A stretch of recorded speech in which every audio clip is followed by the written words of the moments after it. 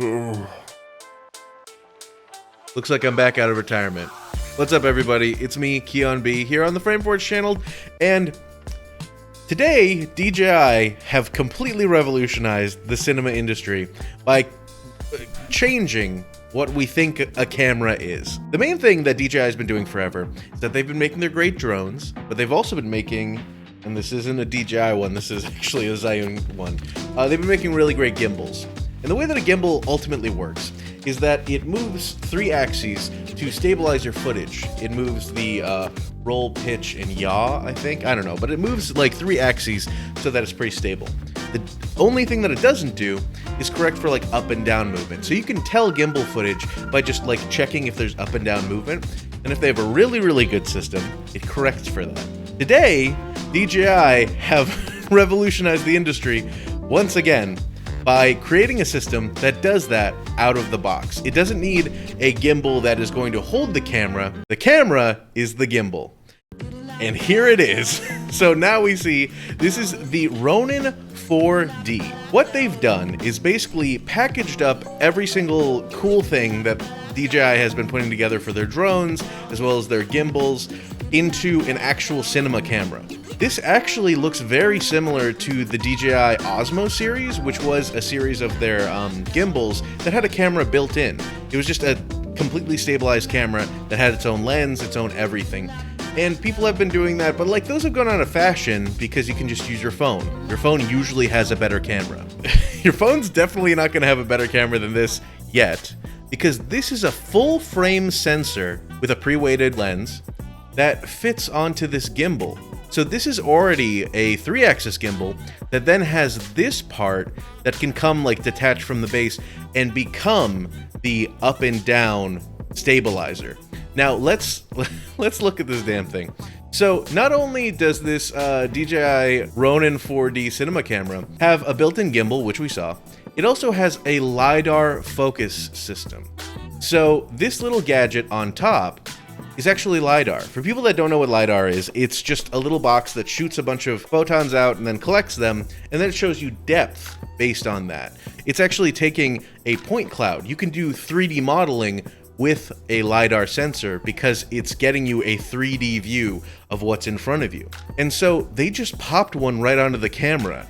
So if you want to focus something, this will show you exactly the distance something is and show you a nice little display on how to focus to it, and we'll get into that soon. Something that interests me is that like this is just like it's so bizarre because we always think of a camera as like, you know, a form factor of like a DSLR or a point and shoot or something like that. But this primarily flips that on its head because they understand that a camera is just a sensor and then everything else is just gravy.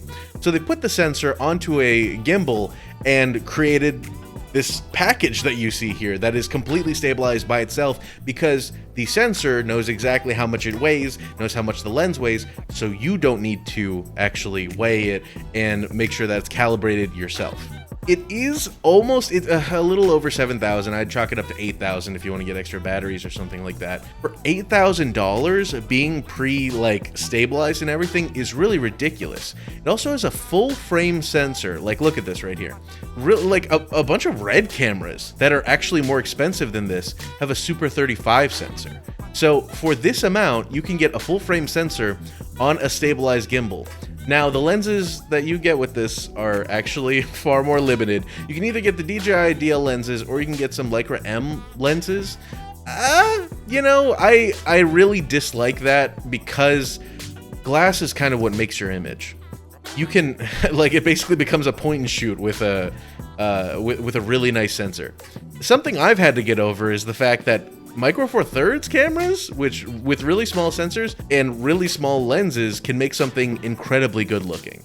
So I don't knock the idea that this is going to take like a completely different lens set, because a lot of the lenses that they want to use with this are already calibrated for this gimbal. So no matter what lens you put on it, it will be able to focus and will be able to work with this system. That's good.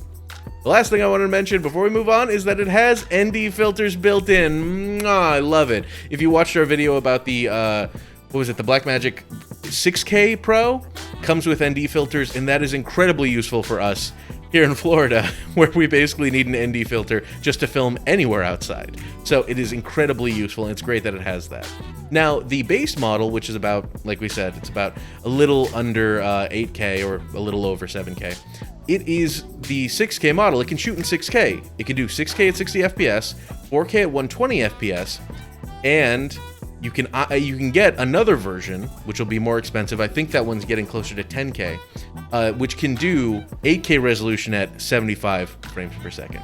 Now, the thing that's a little weird about this, and not too many people are in love right now, but it's probably going to be completely fine when this thing launches or when you get it, or maybe in a year when there's an update, is that it shoots in ProRes RAW or H.264 codec.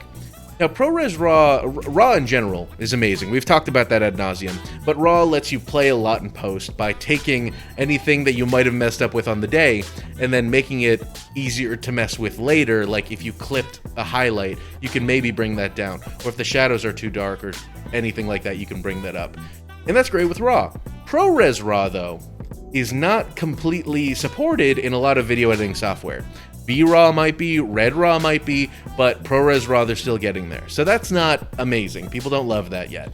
14 stops of dynamic range is pretty good. We're starting to see most cameras are trying to get up to 12 to 14 stops, as well as the dual native ISO on this thing is kind of ridiculous. It has a 5000 native ISO, and I don't love that it has 800. So something that you need to understand when we're talking about dual native ISO is that that is actually where you'll get no noise. So if you record, let's say that this can go down to like 400, maybe 300 something ISO.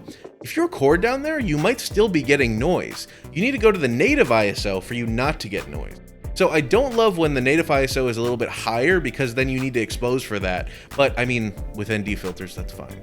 It at 5000 is pretty good. Usually you hear the dual native ISO at like 3200. But having your second set of ISO at 5000 gives you a lot of range where you'll get no noise.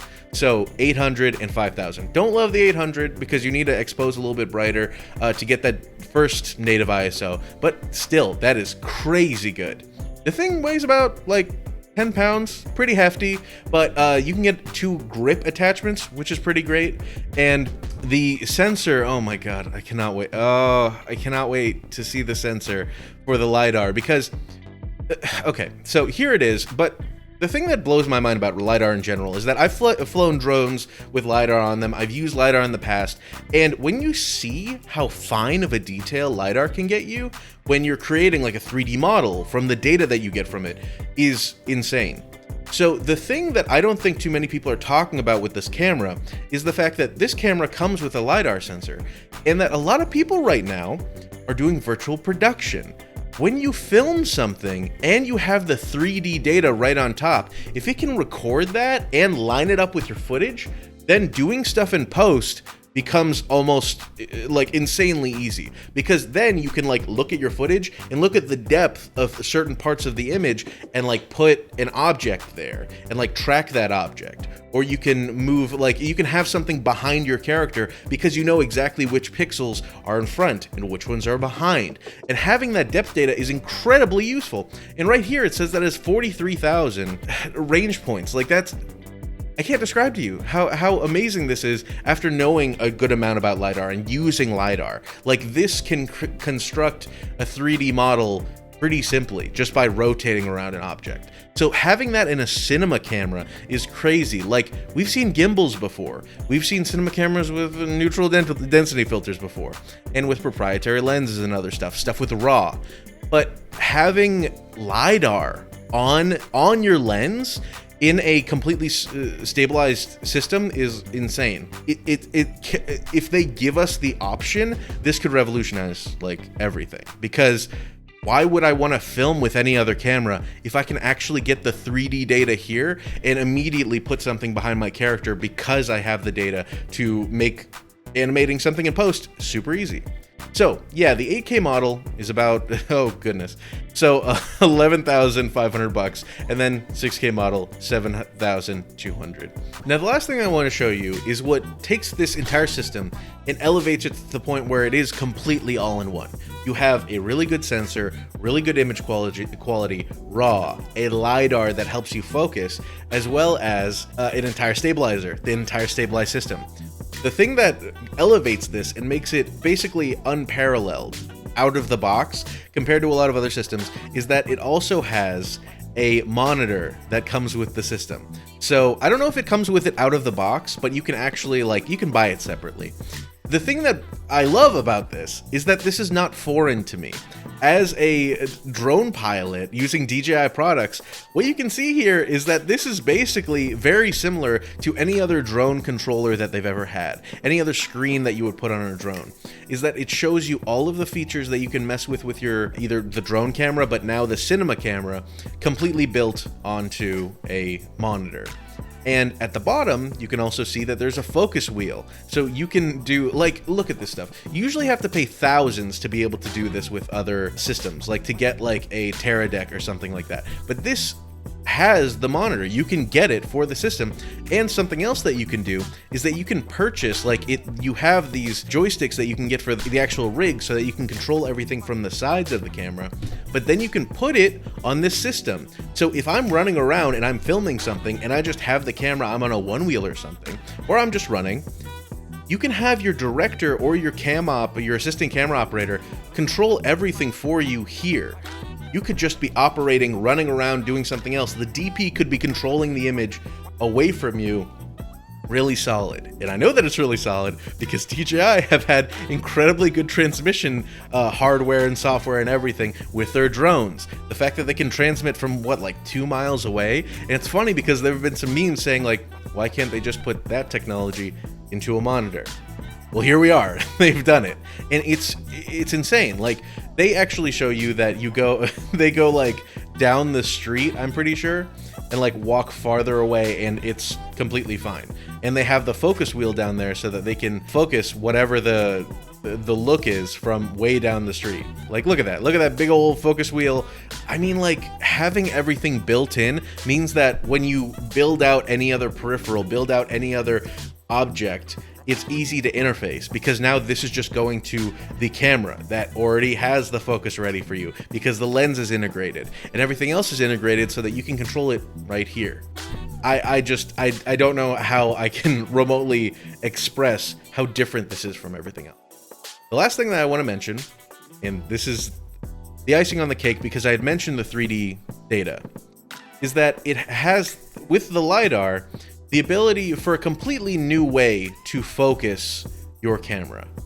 This is like a depth display, and it shows you, like, I'm pretty sure that's supposed to be Ren's face. So you can see the different parts of the image that are right in front of the camera. And what it's showing you is like, okay, cool, well, here's your focus. Now what do you want to do? And so you can move that to cover the area and have more creative ability over your image.